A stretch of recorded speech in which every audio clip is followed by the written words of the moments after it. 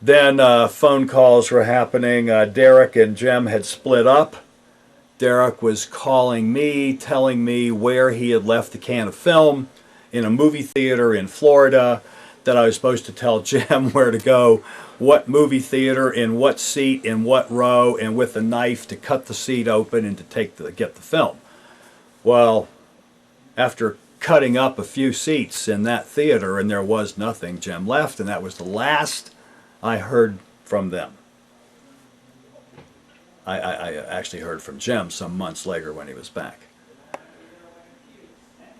Jim finally decided that this is getting too hairy and that nothing is working out, and he decided to come back without Connor. Now, when they were getting... Had Jim actually been shot? No. So it was just a ploy to get $500. To get $500, yeah. They're in Florida, and Connor is supposedly out looking for a stash. He's been the whole day for the stash and hadn't showed up or hadn't called him back. And they decided they're not going to wait any longer. It's just getting too hairy, and they drove on back and left him over there.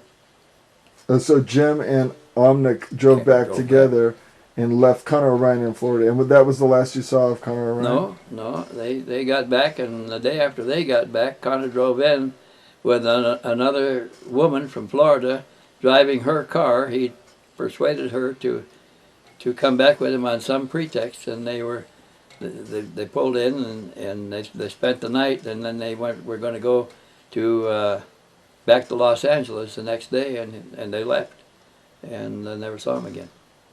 This is the car he drove back from Florida when he came back with another woman. Did you ever trace that license plate? No. Well, we have the number here.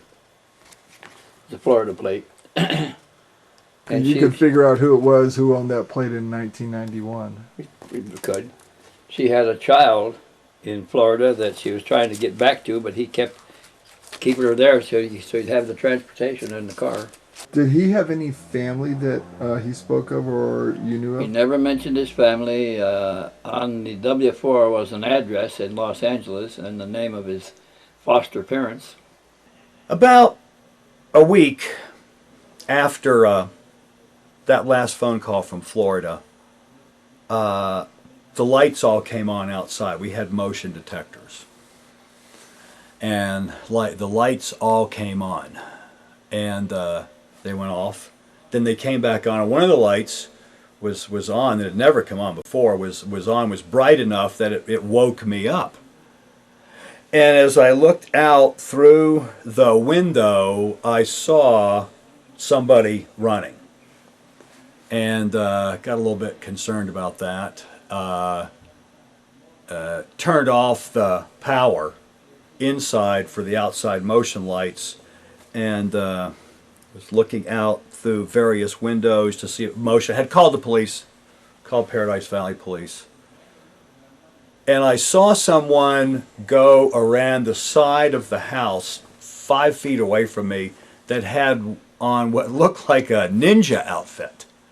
All black, hood, mask, and started then powering, power on, power off, overriding the motion detector, turning the outside lights on, off. So the police come, and because of the dew and my little sprinklers on the grass, whatever it was, whoever had run across the yard, their footprints had made wet footprints now across the sidewalk and across the driveway. And they look like a one-toed sock, like martial arts footgear, which for me matched with what I had seen with what the guy had on. And I was a bit concerned about it now, piecing it all together, that people were looking for Derek Hennessy, and we had a chopped off finger in a bag on the gate. And it was all very violent in the attitude that was all around it. I did these things. I'm a killer. I worked in this government military base. They're trying to kill me. They're looking for me. I gotta go. There's people coming now. that's a violent attitude. It's not a lackadaisical attitude, particularly when there's people combing my property and there's a chopped off finger in a bag.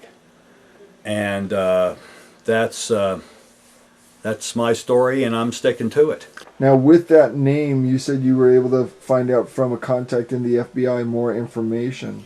They were able to verify that the F4 was valid, that he was in the employ, and that for a short time after he left here, he was still alive. And also, so did they verify that he was no longer alive, the FBI? They was never able to get any information on that. When the guy from level 2 of S4, the Marine Sentry, came to my house to tell me what was at level 2 of S4, he gave me a key to a locker in the bus station, the Greyhound bus station at Las Vegas. He said, there's a packet of pictures in this locker taped up behind the lock with duct tape. He said, you have to feel up there to find them. You can't see it. And he said there's 52 pictures in there. That we have copies of the pictures we take. One of the pictures shows Dick Cheney standing in front of one of the discs in a bay. In one of the bays is a disc with Cheney and another man in a white coat standing there with their hands in their pockets looking at it, talking. And so I called John and I told him what I was coming to Las Vegas to look in at something. Would he be interested? And he said, sure. So I went to Vegas. He picked me up at the airport. We went out to his house and had a cup of coffee and everything. I showed him the key and told him the story. And I had taken an 8mm video camera with me, and I wanted John to film me opening the locker and pulling the pictures out. So we went to the bus station together to get the pictures. John Lear, I called John and asked him to go to the bus station with me and videotape me removing the stash from the locker. Tell me what your feelings are about John Lear. Well, first of all, when I met him, he was an affable man, and we got along very well. And when he found out that I had been a test pilot before, which he had been, that I had been flying airplanes from the storage center that I had never flown before, which he had done, we had a kind of an interest in common, and he always was very level with me. But to others, he's a tough, outspoken man. He brought me pictures of a runway at Edwards Air Force Base that has a depression at one end and slopes that go down to a black door. He said that's where the discs are. They're behind that hangar door at the end of the runway. And I don't know whether they are or not. But those pictures don't show up on photographs of Edwards Air Force Base because they dodge them all out. The public doesn't see them.